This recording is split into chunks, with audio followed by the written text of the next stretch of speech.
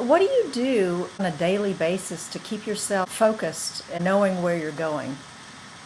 Well, there's a couple things that I do. I obviously I'm at college right now, so I got to do what I got to do, and so I do my work and stuff, even though I don't really feel like it. But I also, out of nowhere, in the last 6 months, I started reading books, and I've never read books. Like in high school, I always used Spark Notes or whatever, and got summaries because I never read those books. I didn't want to, but I started grabbing onto these like purpose-driven books, and they have filled me with this insight and wisdom that I wouldn't normally have, and it's really got me. I'm really hungry for that, that knowledge, and at a young age, because I know how important it is to have it, so I can then again give it to people that are younger than me who maybe never read a book or they don't want to at the time, and they might listen to me, they won't read a book, so I might as well fill myself.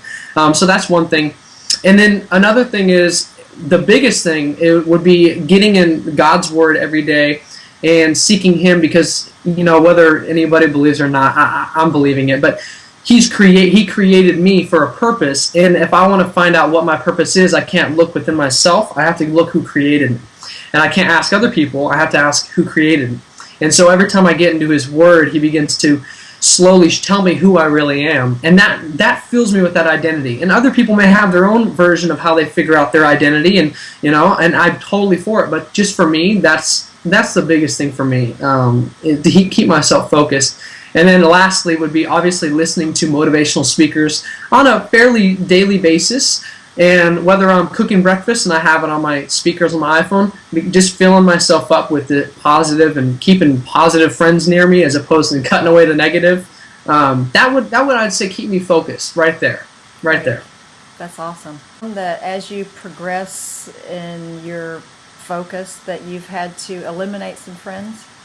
Fortunately, I haven't had to really eliminate them as like in a slash them away. These kind of fallen away from me in a sense. Yes. And right now, because I graduated from my high school, a lot of my friends have already gone to their universities, and I'm at a community college, so I'm still stuck in my hometown. I was kind of pulled away in a season of isolation from my older friends to gather some new ones and seek out the better ones for me. It's interesting because as you progress as a person, the people that aren't in line with you actually do just fall away. It's kind of interesting how that happens, and the people that are more aligned with you enter. So yeah. I noticed that too. I agree. I'm with you on that one. So where do you see yourself in 5 years? What are your dreams? Where are you going? That's a good question. I've in the last couple years I've had so many different options, and it's a good thing and a bad thing. It's nice to have a lot of opportunity, but then it's also stressful picking the right one. Mm-hmm. And when my dad and I 2 years ago went on a walk just on a trail, and I was like, why are we going on a walk? We never do this. And so he just took me on a walk, and I don't know what it is, but we went down a trail, and I guess it was like some type of symbolize, I don't know what he was doing, but we went down this trail, and he said, Justin, you have two paths that you can walk. And this is while I was still in high school.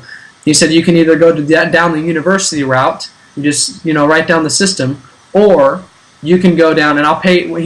He said he'll help me in the university route financially. He's not going to pay for everything, which I believe is good. He'll help me, or he'll use the same amount of money that he was going to point towards the university and point it towards mentors and going to the best of the best and going towards the getting training from the millionaire coaches that really can do something. And he convinced me, and I was totally for going straight to the mentors and straight to the paying that money to get to the right. Like for example, I was at Les Brown's speaker camp and his training, and that was part of almost like a college education in our sense. But I've had about a year to where I've been stuck and had a lot of time to decide and think, and we've been doing our best to kind of walk down the same, like right down the middle, where I'm doing community colleges classes on the side. I'm still working as a server, and I'm still doing building my speeches and writing my book and going to see the right speakers and stuff like that. But after a lot of time to think, 5 years from now, I soon want to go to university within maybe this year, and I want to get that degree out of the way because that degree is opportunity. And I just finally accepted it, that I needed to do that anyway, and there's going to be experiences and things that I learned going to university that I'll be able to help impact it when I turn around afterwards and see the flaws in the system and the experiences and the stories that I'll be able to gather and the people that I'll be able to touch and that will touch me and all the things that I feel like it's just so much in me that I'm supposed to do that. So I want to be able to go through university and 5 years from now, get a business degree, but still be a speaker and I want to start getting into investing, and I want to be an author. And so that's my 5-year plan right now. Just pretty narrow, hopefully, Nice.